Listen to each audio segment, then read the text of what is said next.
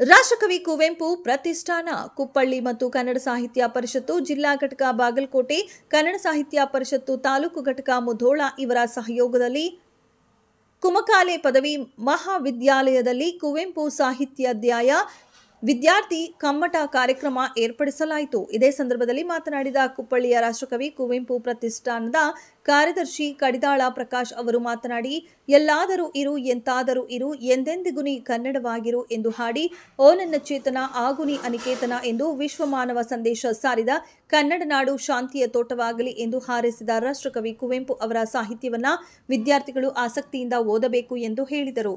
ಈ ಪ್ರತಿಷ್ಠಾನ ಕಾರ್ಯಕ್ರಮದಲ್ಲಿ ಹಲವಾರು ಗಣ್ಯರು ವಿದ್ಯಾರ್ಥಿಗಳು ಉಪಸ್ಥಿತರಿದ್ದರು.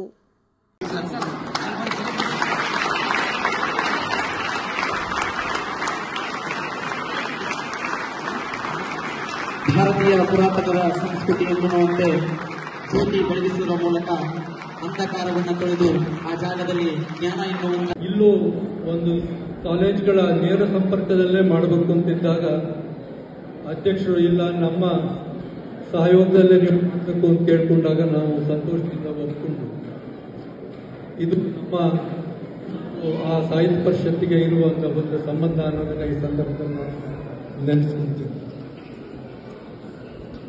ರಾಷ್ಟ್ರಕವಿ